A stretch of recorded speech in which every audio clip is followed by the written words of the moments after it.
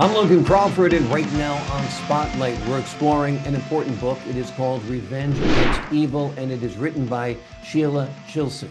This riveting book embarks on an epic journey of courage, love, and perseverance as a dedicated group of men and women fight to correct the injustices inflicted upon innocent lives.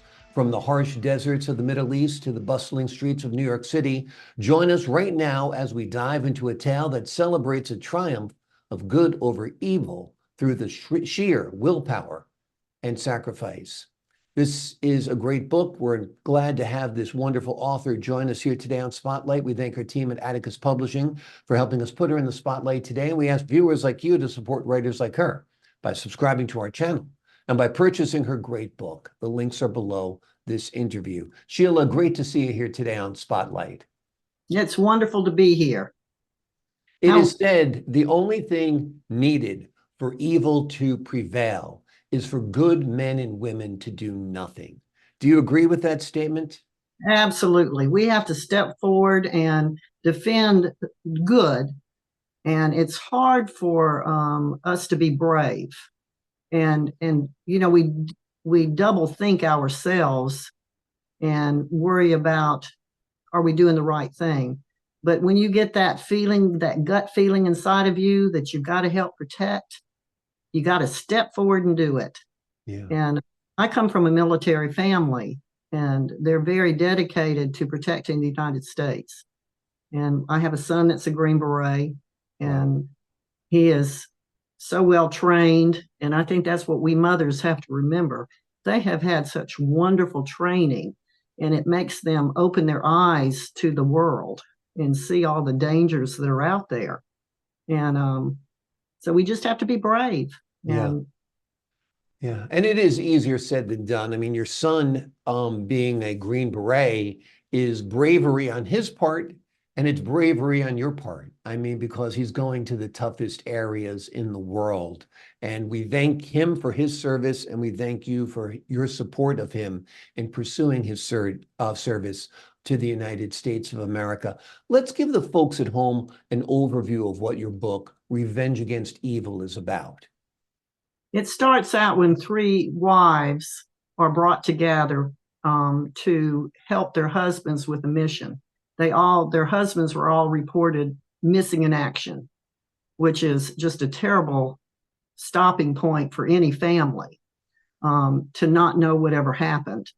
And so these the women have already had the funerals for the husbands and tried to move on with their lives. And all of a sudden they receive mysterious phone calls.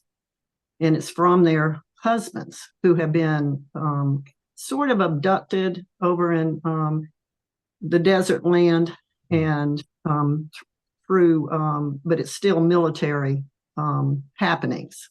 And so they've kind of gone undercover. And then they need the wives to help them with the mission to stop this really bad guy that's killing so many people. And like all the terrorists that are they just don't have any remorse. They just are going for themselves. And it just goes on with the families of this mean man, as well as the wives and their children, and what they have to do to make everything come around correctly. It's a powerful story. What was your inspiration for it? You know, I don't know. Stories just come to me. Yeah. It's like I hit a character somewhere on the news or just in my mind. They just sort of come to me. Yeah. And the stories build up, and then I might have to wait a little bit, and I can be driving in the car, and I keep a notepad and pen in the car, because sometimes they just sort of speak to you. Yeah. The characters do. And then I can continue the story. And this was just such an exciting story to write. All these characters just sort of took over my life. And it just, I think it turned out real well, because I worried about the end. I didn't want it to be vicious. And it was vicious in a way, but it was honorable to all of these folks. And I did see the one character that was supposed to be a hit guy. I saw him in the airport in England. He had escaped prison. And so I used his character as the hitman that showed up in the story. Wonderful, wonderful. Well, I guess that's what inspiration is all about, just like the word says, you're inspired and the story just comes to you at all different times, at all different places. As you mentioned, this I think would be a terrific film or a TV series. Have you thought about that at all?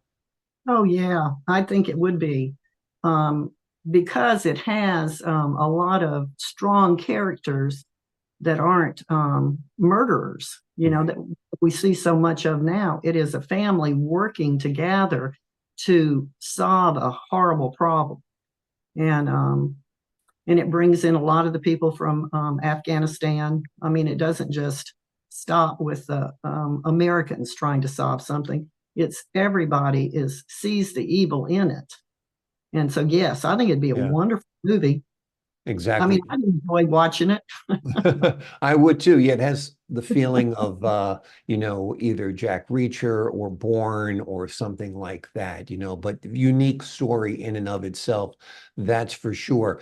Is this the first book you've written, or have you written other books? Do you have more books planned? Tell us a little bit about your writing career. Yes, I have one that I wrote before this one. It's called Silo, which it Mhm. seemed like everybody came out with a book named Silo at the same time. But it's also military and protecting the United States. And it's actually about a silo that these men build all over the United States and supply with weapons so that if we go to war, the weapons can be distributed amongst the people. And so it's a humdinger also. Are you thinking about a sequel to Revenge Against Evil? Yes, yes. Yeah, tell us about that. I'm working on two different ones. I'm going to start it out with the fellow that I saw on the news in England, the hitman, Mhm. and I'm going to kind of do it from his perspective and just kind of roll it around that way. And I put some to paper. I still write on paper. I use the pen and the paper as well as the computer because Yeah, I just love it. And yeah.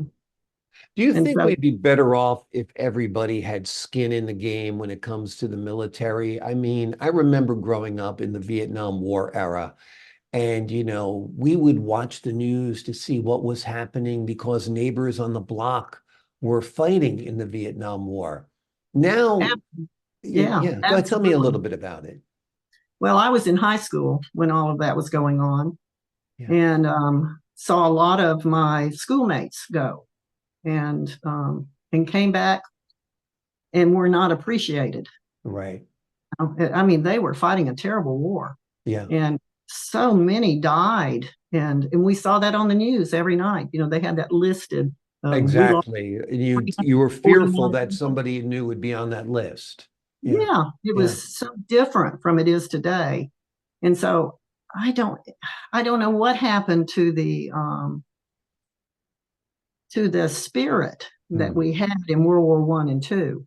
yeah, My father was in Korea and in World War Two, and yeah, with the bombings and everything, Hiroshima, yeah. and everybody was appreciated. And well, maybe not everybody, but the Right. majority. You actually saw people that were damaged from that war, Oh, like in New sure. I and think the difference is the draft.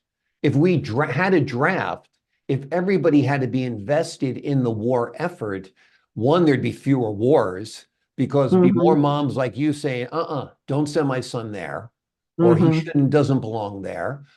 Instead, it's just the few, the proud, the brave in places all around the country, in little pockets going.